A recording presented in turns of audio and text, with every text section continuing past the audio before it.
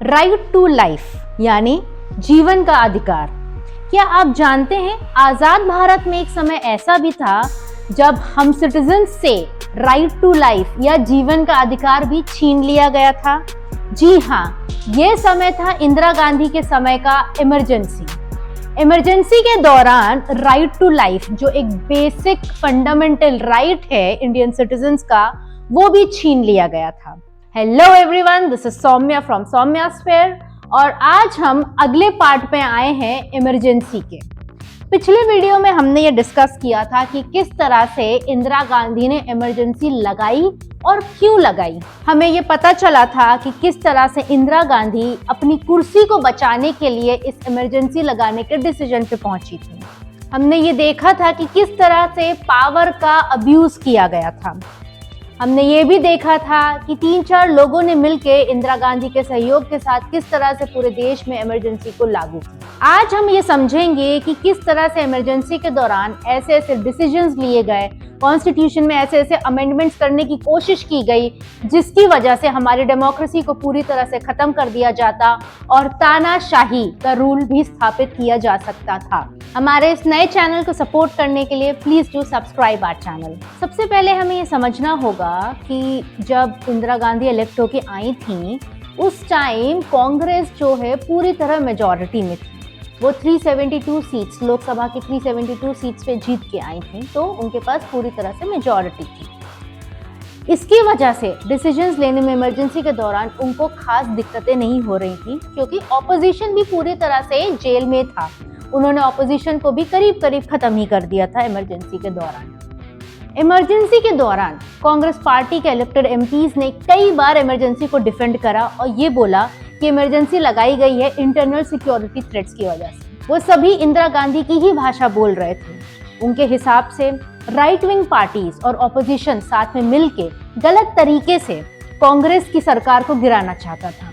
उन्होंने तो यहाँ तक कि इल्जाम लगा दिया था कि CIA, सेंट्रल इंटेलिजेंस एजेंसी, जो USA की फॉरेन इंटेलिजेंस एजेंसी है, वो भी इनका साथ देके कांग्रेस की गवर्नमेंट को गिराना चाह रही थी। इन सारी चीजों को काबू करने के लिए और सो कॉल्ड पब्लिक के भले के लिए इमरजेंसी लगाई गई थी। पर असल वजह तो ये थी कि देश में अलग अलग हिस्सों में लोग इतना ज्यादा परेशान थे, अनएम्प्लॉयमेंट से, पॉवर्टी से, इतनी ज्यादा दिक्कतें थी हमारे देश में, महंगाई इतनी ज्यादा बढ़ रही थी कि लोगों ने प्रदर्शन करना शुरू कर दिया था। अलग अलग स्टेट्स से लोग साथ में एकजुट हो रहे थे और कांग्रेस पार्टी के खिलाफ आवाज उठा रहे थे। इन चीजों से डर के ही और अपनी कुर्सी को बचाने के लिए ही श्रीमती इंदिरा गांधी ने अनकॉन्स्टिट्यूशनल तरीकों को अपना के इमरजेंसी को लागू किया था। ये तो हम सभी को ही पता है कि एक डेमोक्रेसी को सही से फंक्शन करने के लिए एक स्ट्रॉन्ग ऑपोजिशन की जरूरत होती है, और वही स्ट्रॉन्ग ऑपोजिशन जब और ज्यादा स्ट्रॉन्ग हो रहा था तो श्रीमती इंदिरा गांधी ने इमरजेंसी लगा दी। और इमरजेंसी के दौरान ऑपोजिशन को पूरी तरह खत्म करने में कोई कसर नहीं छोड़ी गई थी।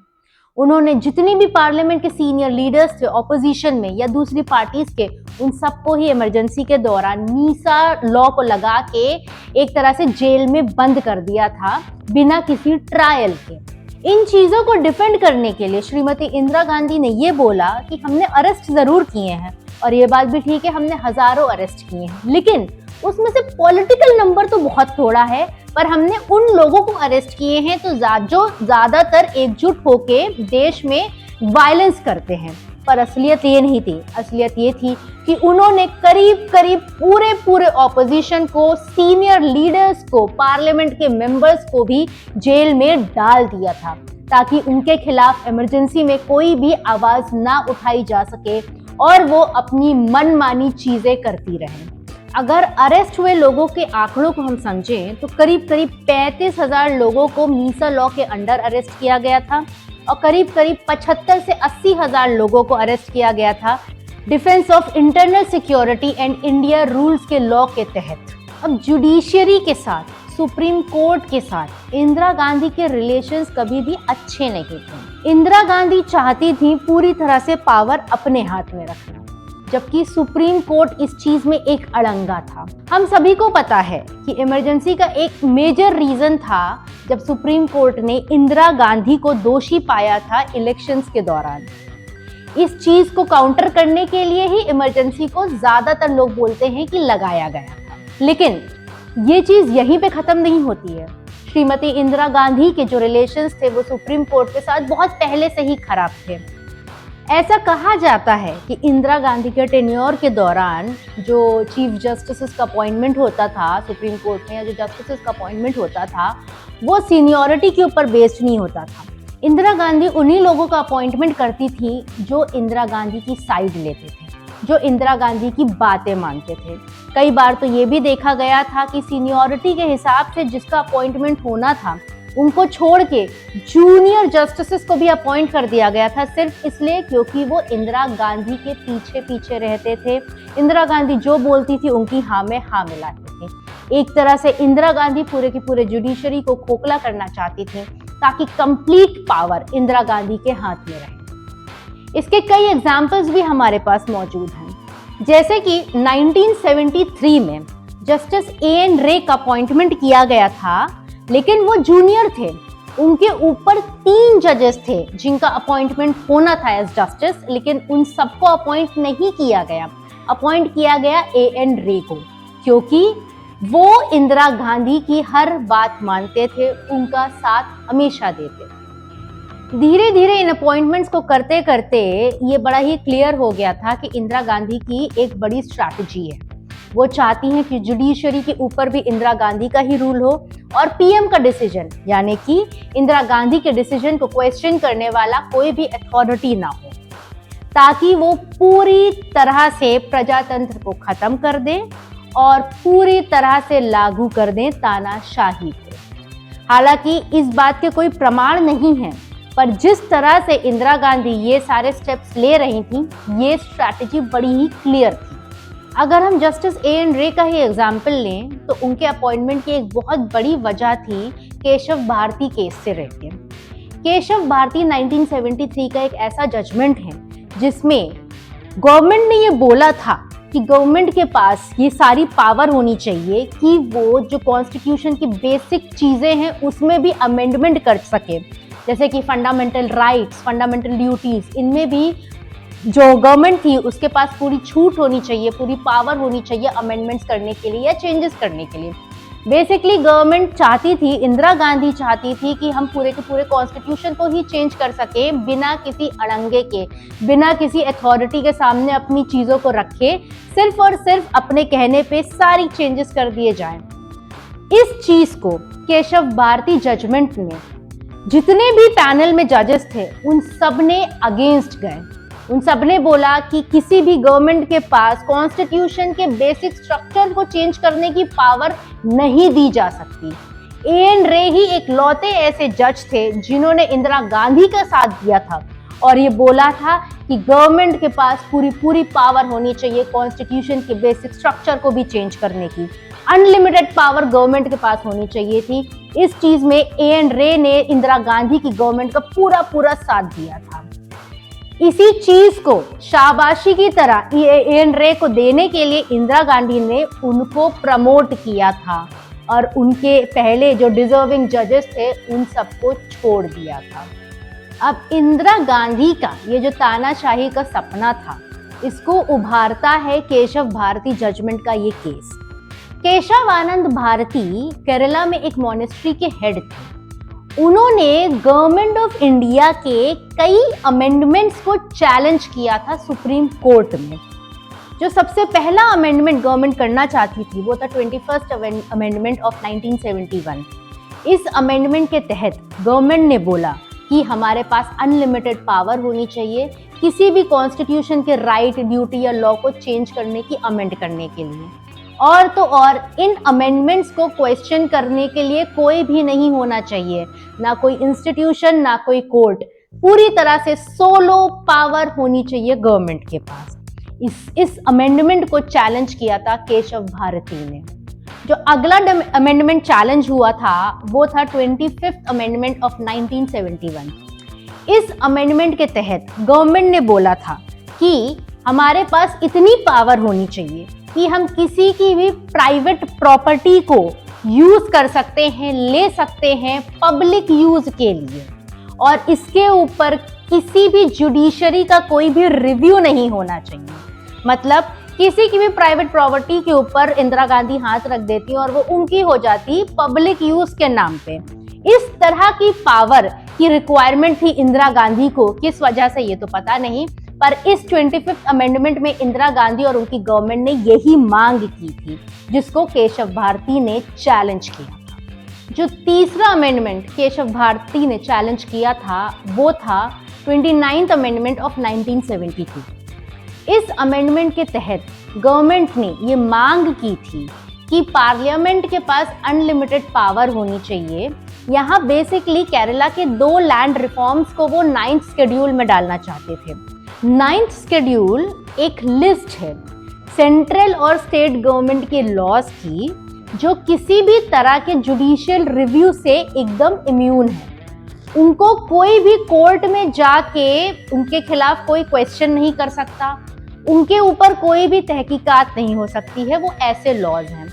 ये लॉज चाहे हमारे सिटीजन्स के बेसिक फंडामेंटल राइट्स को भी हानि पहुंचा रहे हो, फिर भी इन लॉज को कोई भी क्वेश्चन नहीं कर सकता, इनके खिलाफ कोई भी कार्रवाई नहीं हो सकती है। ये कुछ बहुत ही लिमिटेड लॉज हैं जो 9th शेड्यूल में रखे गए हैं। श्रीमती इंदिरा गांधी और उनकी गवर्नमेंट ये चाहती थी कि इसके अंदर केरला के 2 लैंड रिफॉर्म्स को भी डाला जाए। अच्छा, ये लैंड रिफॉर्म्स किस बारे में बात कर रहे होंगे? ये लैंड रिफॉर्म्स ज्यादातर हिंदू टेम्पल्स और मठ, बुद्धिस्ट मठ को डालना चाहते थे कि उनके ऊपर अनलिमिटेड पावर गवर्नमेंट की हो। इसी पूरे जो ये लैंड रिफॉर्म की बात हो रही थी, केशव भारती का मठ भी आ रहा था, इसीलिए केशव भारती ने इस अमेंडमेंट को भी क्वेश्चन किया था, कोर्ट में चैलेंज किया था। इन 3 अमेंडमेंट्स को चैलेंज करने के बाद जो सबसे बड़ा सवाल उठा था सुप्रीम कोर्ट में वो ये था कि क्या पार्लियामेंट के पास अनरिस्ट्रिक्टेड पावर होनी चाहिए कॉन्स्टिट्यूशन को चेंज करने की, किसी भी हिस्से में कोई भी अमेंडमेंट कर देने की, सिटीजन्स के फंडामेंटल राइट्स को खत्म कर देने की, या इन दैट रीजन उनको चेंज करने की या अमेंड करने की, या फिर पार्लियामेंट के बाद लिमिटेड पावर होनी चाहिए कि वो कुछ हिस्सों को, तो जैसे कि गवर्नमेंट के द्वारा जो दिए हुए फंडामेंटल राइट्स हमारे कॉन्स्टिट्यूशन में, कम से कम उन चीजों को अमेंड ना कर सके। एक तरह से देखा जाए तो इंदिरा गांधी और उनकी गवर्नमेंट अनलिमिटेड पावर चाहती थी, और वो चाहती थी कि वो कॉन्स्टिट्यूशन के किसी भी हिस्से को कभी भी अमेंड कर सके, चेंज कर सके। इस केस को देखने के लिए और इसका जजमेंट देने के लिए 13 जजेस का एक पैनल तैयार किया था। पूरा केस सुनने के बाद गवर्नमेंट का भी और केशव भारती का भी फाइनली 13 में से 7 जजेस ने बोला कि भाई गवर्नमेंट के पास अनरिस्ट्रिक्टेड अनलिमिटेड पावर नहीं हो सकती है कॉन्स्टिट्यूशन को चेंज करने की। उसमें से 5 बचे हुए जजेस ने मिक्स्ड रिएक्शंस दिए थे कि हाँ भाई ये हिस्से हो सकते हैं, ये हिस्सों में पावर नहीं हो सकती है। वो बहुत क्लियर नहीं है, पर 5 लोगों ने मिक्स्ड रिएक्शंस दिए थे और सिर्फ एक ऐसे जज थे, एक, और वो कौन थे? Justice A.N. रे, जिन्होंने पूरी तरह से इंदिरा गांधी और उनकी गवर्नमेंट का साथ देते हुए कहा था कि भाई दे दो, पार्लियामेंट और गवर्नमेंट को पूरी पूरी पावर दे दो कि वो कभी भी कुछ भी करे कॉन्स्टिट्यूशन के साथ, कोई भी चेंजेस करे, कोई भी अमेंडमेंट्स करे, जो चाहे वो करें, वो हिंदुस्तान के भगवान बन जाएं। इस तरह की अनलिमिटेड पावर गवर्नमेंट और पार्लियामेंट के पास होनी चाहिए। इस बेबुनियादी रिक्वायरमेंट का पूरा साथ दिया था जस्टिस A.N. रे ने, क्योंकि 7 जजेस ने अगेंस्ट बोला था और कहा था कि रिस्ट्रिक्टेड पावर होनी चाहिए, अनलिमिटेड पावर नहीं दे सकते। इसीलिए गवर्नमेंट ये केस हार गई थी और इसके बाद बेसिक स्ट्रक्चर डॉक्ट्राइन बनाया गया। इसके अंदर ये बोला गया कि कुछ ऐसे फंडामेंटल राइट्स हैं जिसको कभी भी कोई भी गवर्नमेंट चेंज नहीं कर सकती, अमेंड भी नहीं कर सकती है, उनको बिल्कुल भी नहीं छुआ जा सकता है। ये जजमेंट आने के बाद इंदिरा गांधी के हाथ थोड़े तो बंध गए थे, लेकिन उनका गुस्सा बहुत बढ़ गया था। और इस गुस्से को दिखाने के लिए उन्होंने इस पैनल के 3 सीनियर जजेस को सस्पेंड कर दिया, जिसमें से पहले थे जस्टिस हेगड़े, दूसरे थे जस्टिस शिलात और तीसरे थे जस्टिस ग्रोवर। इन तीनों जस्टिसेस को पनिशमेंट दिया गया और एक तरह से एग्जाम्पल सेट किया गया कि अगर तुम गवर्नमेंट के, पार्लियामेंट के रास्ते में आए तो तुम्हारा ये हश्र होगा। और जिन्होंने उनका साथ दिया था, जस्टिस एएन रे, उनको एक तरह से एक गिफ्ट दिया गया, उनको प्रेज किया गया, उनको प्राइज दिया गया, ये एग्जाम्पल सेट किया गया कि देखो तुम हमारा साथ दोगे तो तुम्हारी ग्रोथ होगी, तुम्हें ऊपर बढ़ाया जाएगा। और इस तरह से एएन रे को चीफ जस्टिस ऑफ इंडिया नियुक्त किया इंदिरा गांधी ने अनकॉन्स्टिट्यूशनल तरीके से। अगर यहाँ तक वीडियो पसंद आया हो तो please to subscribe our channel. अब श्रीमती इंदिरा गांधी 71, 72, 73 के दौरान तो बहुत ज़्यादा चेंजेस नहीं कर पाई। एक तरह से उनको एक बैकस्लैश भी मिला कि उनके पास अनलिमिटेड पावर नहीं आ पाई जुडिशरी के बीच में आ जाने की वजह से। तो इमरजेंसी के दौरान इंदिरा गांधी ने सोचा कि अब तो जुडिशरी भी मेरे हाथ में है एक तरह से, और साथ ही साथ ऑपोजिशन को भी पूरी तरह से खत्म करने की तैयारी कर ली गई है। ज़्यादातर ऑपोजिशन लीडर्स जो हैं या तो जेल में हैं या फिर रिस्ट्रिक्टेड हैं। तो हिंदुस्तान की कॉन्स्टिट्यूशन के इतिहास में सबसे बड़ा अमेंडमेंट लेके आया गया, जिसको हम कहते हैं 42nd अमेंडमेंट। इस अमेंडमेंट को मिनी कॉन्स्टिट्यूशन भी कहा जाता है, क्योंकि इसमें इंदिरा गांधी और उनकी गवर्नमेंट ने इतने अमेंडमेंट्स करे कि एक तरह से हमारे कॉन्स्टिट्यूशन की शक्ल ही बदल दी गई थी। इस 42nd अमेंडमेंट का जो सबसे पहला की फीचर था वो ये था कि श्रीमती इंदिरा गांधी और उनकी गवर्नमेंट ने बोला कि इस अमेंडमेंट के अंतर्गत पार्लियामेंट के पास और सेंट्रल गवर्नमेंट के पास, रूलिंग गवर्नमेंट के पास जो वो खुद थी, अनलिमिटेड पावर होनी चाहिए कॉन्स्टिट्यूशन के किसी भी हिस्से में कोई भी अमेंडमेंट करने की। ये अमेंडमेंट बेसिकली लाया जा रहा था केशव भारती के केस के दौरान, जो बेसिक स्ट्रक्चर डॉक्ट्राइन आया था, जिसमें उन्होंने कुछ बेसिक फंडामेंटल राइट्स को प्रोटेक्ट कर दिया था अमेंडमेंट से, उसको चेंज करने के लिए, उसको नलिफाई करने के लिए, क्योंकि वो एक बहुत बड़ी रुकावट थी इनके पास अनलिमिटेड पावर आने के लिए। जो दूसरा की फीचर था वो ये था 42nd अमेंडमेंट में कि इंदिरा गांधी और उनकी गवर्नमेंट चाहती थी कि स्टेट की जो मैक्सिमम पावर है वो सेंट्रल गवर्नमेंट के हाथ में दे दी जाए, क्योंकि इंदिरा गांधी और उनकी कांग्रेस गवर्नमेंट की जो बेसिक रूलिंग थी वो नॉर्थ इंडिया और मिडिल इंडिया में ही थी, राइट।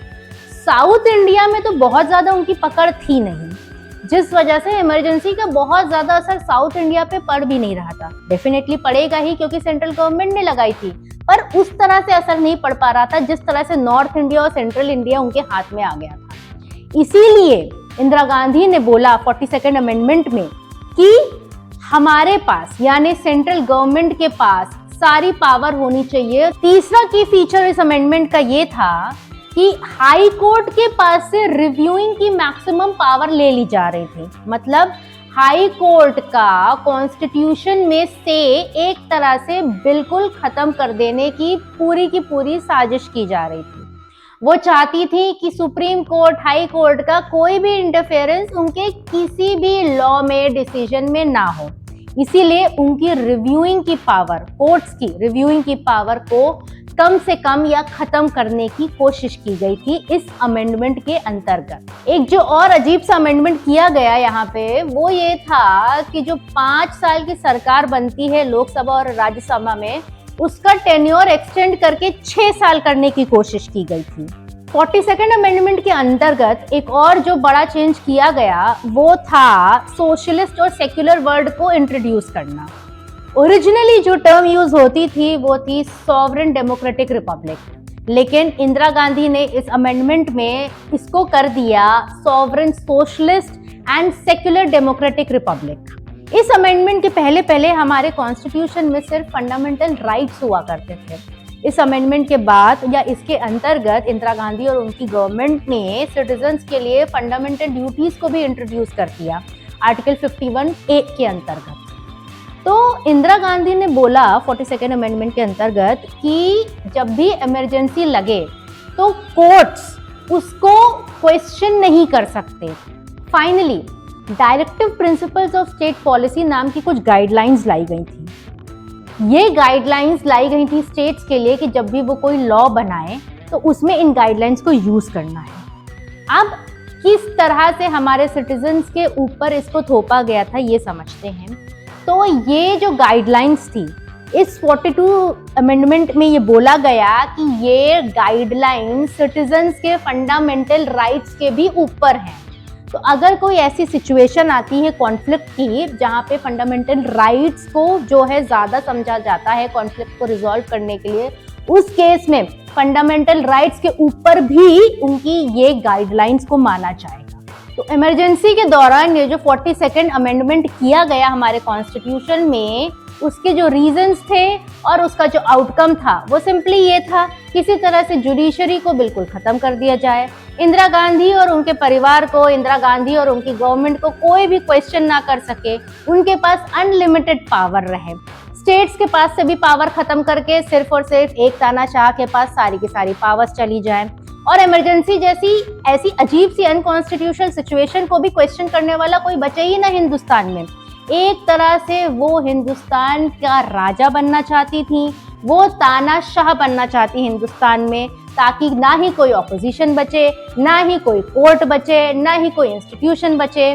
जो वो कहे वही सब माने और हिंदुस्तान उनकी पर्सनल रूलिंग स्टेट बन जाए। इन अमेंडमेंट्स को करने के लिए इमरजेंसी सबसे अच्छा समय था और उन्होंने किया भी था। ये इसलिए था क्योंकि ऑपोजिशन खत्म था, कोर्ट्स में और जुडिशरी में ज्यादातर पावर उनके चाहे हुए जस्टिसेस के पास ही थी। जो उनके अगेंस्ट जाते थे उनको सस्पेंड कर दिया जाता था या उनको किसी भी तरह से दबा दिया जाता था। ये 42nd अमेंडमेंट इतना ज़्यादा अनकॉन्स्टिट्यूशनल था, इतना ज़्यादा तानाशाही की तरफ हमारी डेमोक्रेसी को ले जाता हुआ था कि 1978 में जब जनता पार्टी का पावर आया, जब मोरारजी देसाई की गवर्नमेंट बनी और इंदिरा गांधी की गवर्नमेंट हट गई, खत्म हो गई, तब 44th अमेंडमेंट किया गया। ये अमेंडमेंट सिर्फ और सिर्फ 42nd अमेंडमेंट में जो अजीब सी चीजें की गई थी इनको वापस रिस्टोर करने के लिए था, वापस जो पुराना हमारा ओरिजिनल कॉन्स्टिट्यूशन था उसको वापस स्टैब्लिश करने के लिए था। तो बहुत सारी चीजें अनकॉन्स्टिट्यूशनल जो करी गई थी 42nd अमेंडमेंट में इंदिरा गांधी और उनकी सरकार द्वारा, उन चीज़ों को वापस बदला गया, ओरिजिनल फॉर्म में लाया गया और ये काम किया था जनता पार्टी और मोरारजी देसाई की गवर्नमेंट ने इमरजेंसी हटने के बाद। इमरजेंसी के दौरान ही 1977 में इंदिरा गांधी ने एक और बड़ा ही अजीब सा अपॉइंटमेंट किया था। ये अपॉइंटमेंट था जस्टिस MH बेग का। तो हुआ ये था कि एक केस आया था जो बहुत ज़्यादा फेमस है, एडिशनल डिस्ट्रिक्ट मजिस्ट्रेट केस के नाम से, जिसको हम हबीस कॉर्पस केस के नाम से भी जानते हैं। तो इस केस में हुआ ये था कि जस्टिस खन्ना थे, उन्होंने बोला था कि इमरजेंसी के दौरान राइट टू लाइफ, ये तो एक बेसिक ह्यूमन राइट है, अब भगवान तो है नहीं, ये राइट भी आप खत्म कर देंगे। तो हमारे फंडामेंटल राइट्स में से ये भी एक राइट है, राइट टू लाइफ, जो हमारे सिटीजन्स को दिया गया है। जस्टिस खन्ना ने बोला कि इमरजेंसी के दौरान आप राइट टू लाइफ तो खत्म नहीं कर सकते हैं, ये तो बेसिक राइट है, ये नहीं खत्म किया जा सकता है। इसको जस्टिस खन्ना बोलने वाले इस केस में एक अकेले जस्टिस थे। बाकी सारे पैनल में जो जस्टिसेस थे, 5 का पैनल था, 4 जस्टिसेस बोल रहे थे, वो इंदिरा गांधी की भाषा बोल रहे थे, उनकी तरफ थे कि हाँ भाई, राइट टू लाइफ भी इमरजेंसी के दौरान सिटीजन से लिया जा सकता है, ये राइट भी उनको नहीं दिया जाएगा इमरजेंसी के दौरान। जस्टिस खन्ना ने ही सिर्फ इसके अगेंस्ट बोला और कहा था कि ये आप कोई भी चेंजेस कीजिए पर ये राइट्स को आप नहीं ले सकते। और इसको पनिश करने के लिए, इस बेसिक ह्यूमन रिक्वायरमेंट के लिए जिसने आवाज उठाई, उसको पनिश करने के लिए, जस्टिस खन्ना को पनिश करने के लिए इंदिरा गांधी ने जस्टिस खन्ना को हटा के MH बेग को जस्टिस बनाया, उनको प्रमोट किया। इस प्रमोशन से कोई भी बड़े साफ साफ तरीके से समझ सकता है कि किस तरह की पावर इंदिरा गांधी चाहती थी और किस तरह से वो उन लोगों को हटा रही थी जो उनके अगेंस्ट बोल रहे थे, चाहे सही ही बात बोल रहे हो, लेकिन फिर भी इंदिरा गांधी को वो लोग बिल्कुल भी बर्दाश्त नहीं थे। एक तरह से जुडिशरी को खत्म करने की पूरी तरह से तैयारी कर ली गई थी। अब ये जो एडिशनल डिस्ट्रिक्ट मजिस्ट्रेट केस था, एडीएम केस, जिसमें ये HR Khanna, justice HR Khanna को फाइनली सस्पेंड कर दिया गया था, हटा दिया गया था, ये केस समझते था क्या? क्योंकि ये केस ही बताएगा किस तरह से हमारी जुडिशरी का सबसे लोएस्ट पॉइंट पे हम पहुंच चुके थे इमरजेंसी के दौरान। तो इस केस के दौरान हुआ ये कि जो भी ऑपोजिशन पार्टी के हजारों लीडर्स को जेलों में बंद कर रखा था बिना किसी गुनाह के, तो इन लीडर्स की जो फैमिलीज थी वो कोर्ट गए और उन्होंने बोला कि भाई जब तक क्राइम कोई प्रूव ना हो जाए, जब तक आपके पास कोई सबूत ना हो कि इन लोगों ने कुछ किया है गलत, कोई वायलेंस किया है, किसी को मारा है, कोई भी अनकॉन्स्टिट्यूशनल हरकत की है, तब तक तो आप उनको बाहर निकालें, उनको आप जेल में ना रखें। कोर्ट से ये क्वेश्चन पूछा गया था इस केस में कि क्या आम आदमी कोर्ट में जाके खुद की बेगुनाही साबित नहीं कर सकता इमरजेंसी के दौरान?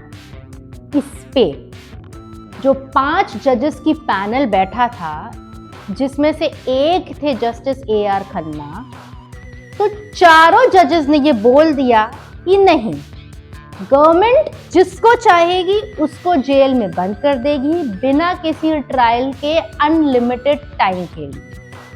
वो कोर्ट के पास आके अपनी बेगुनाही साबित नहीं कर सकता है, उसको जेल में ही रहना पड़ेगा।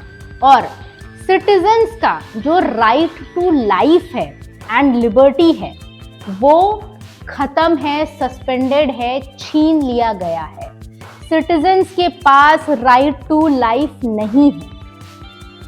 इन 5 में से सिर्फ एक जस्टिस खन्ना ऐसे थे कि जिन्होंने कहा था कि इमरजेंसी के दौरान भी आर्टिकल 21 के अंदर आप राइट टू लाइफ तो खत्म नहीं कर सकते हैं।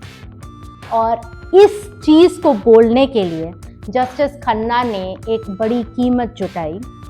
उनकी चीफ जस्टिस की कुर्सी छीन ली गई और MH बेग को उस कुर्सी पे बैठा दिया गया।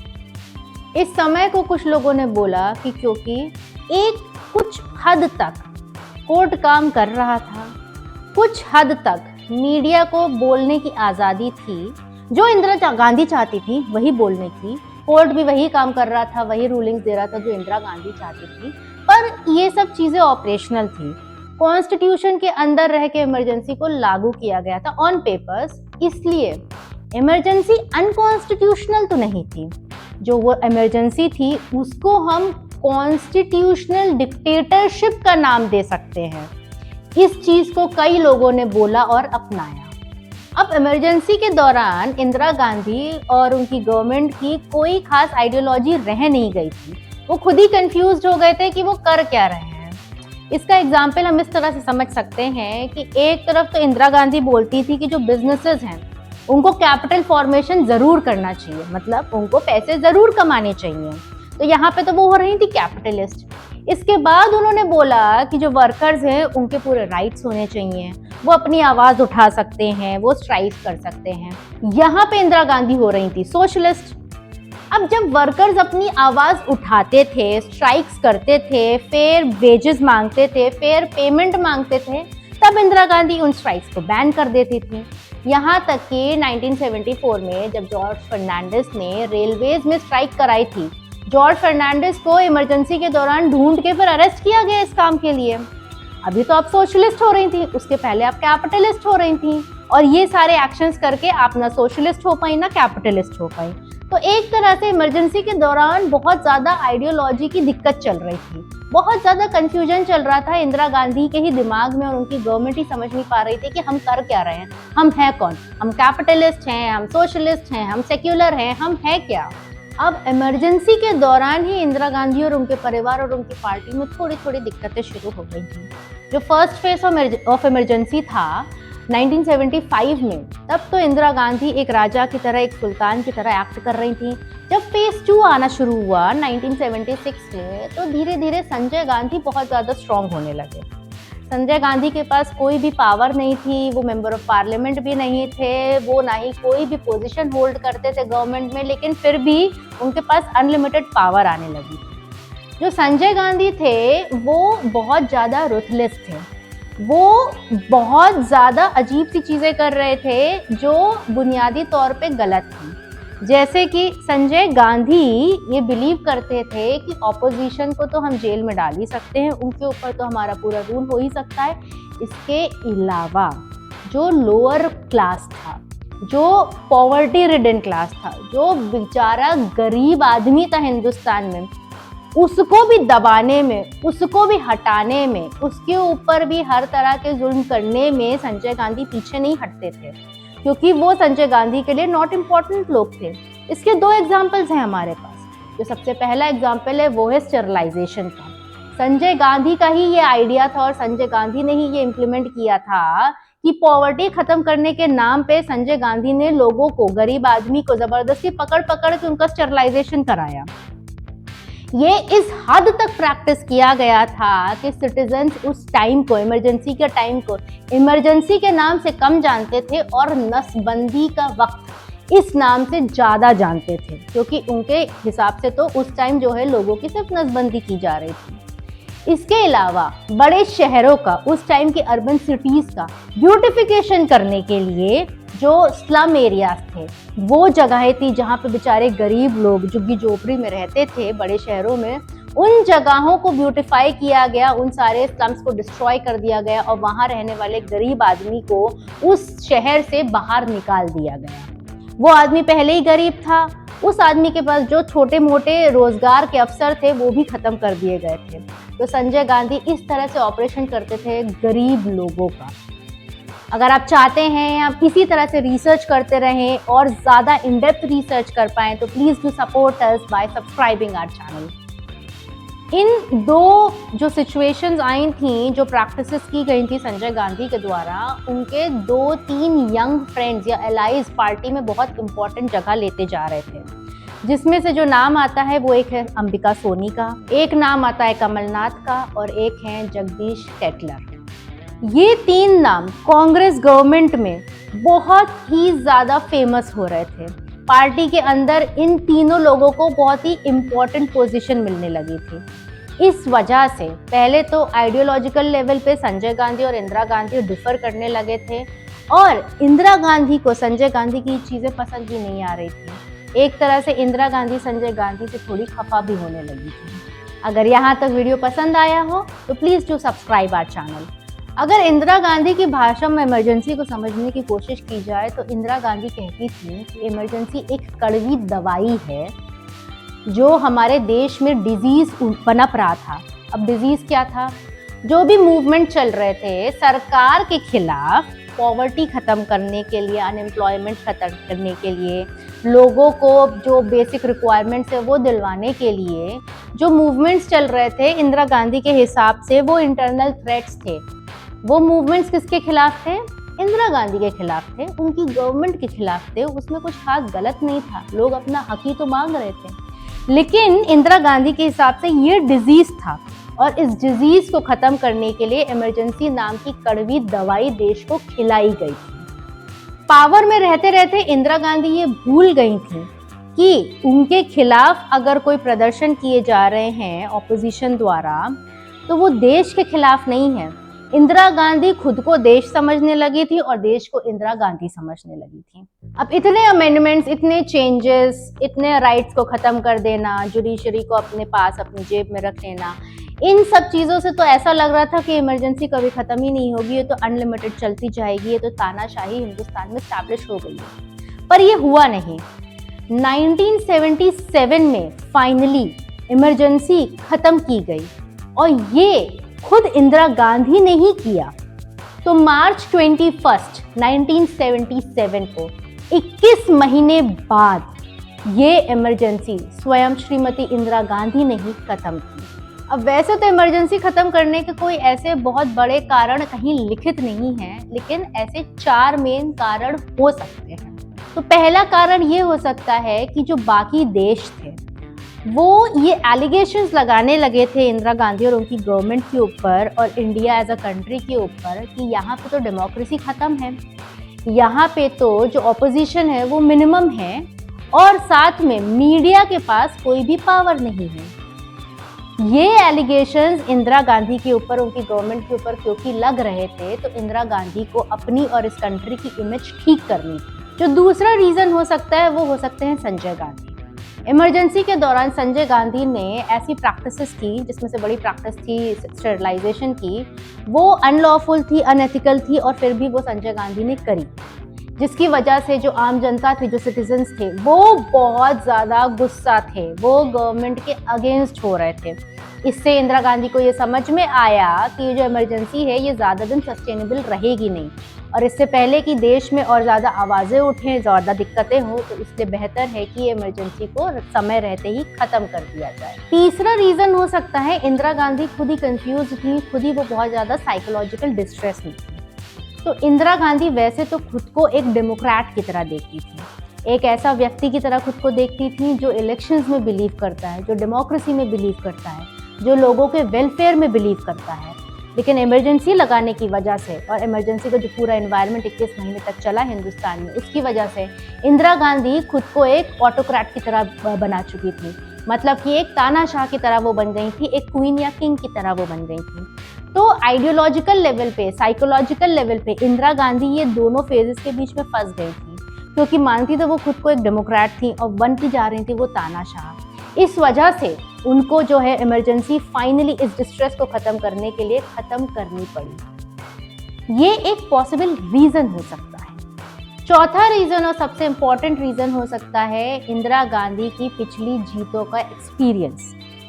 इंदिरा गांधी ये जानती थी कि आज तक कभी भी कोई नॉन कांग्रेस गवर्नमेंट तो आई नहीं। वो और उनका परिवार ही इंडिपेंडेंस के टाइम से जीतता जा रहा है।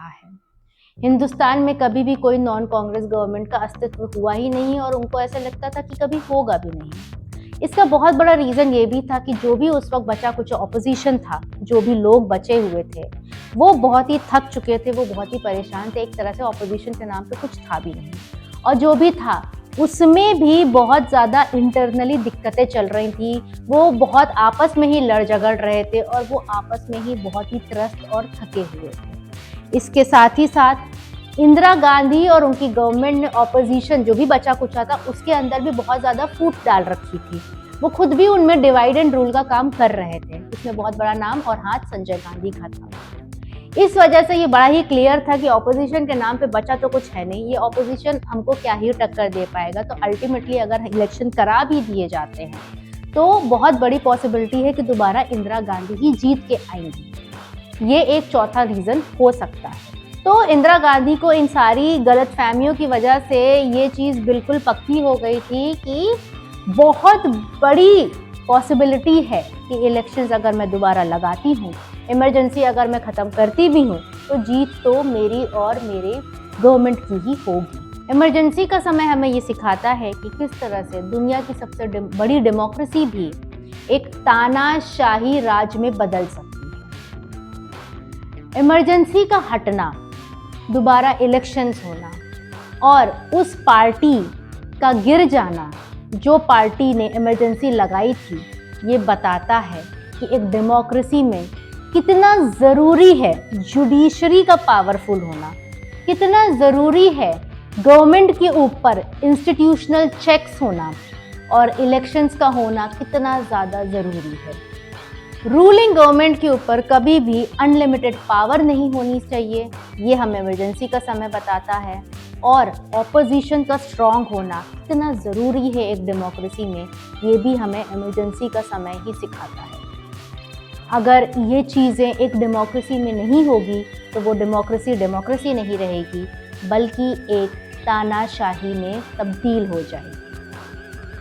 अगर आपको ये वीडियो यहाँ तक अच्छा लगा हो, अगर आपको पसंद आया हो और अगर आप चाहते हैं कि इस तरह के हम और इंटरेस्टिंग टॉपिक्स पे रिसर्च करें और आप तक लेके आएँ, तो please do subscribe our channel, like our channel. Thank you so much.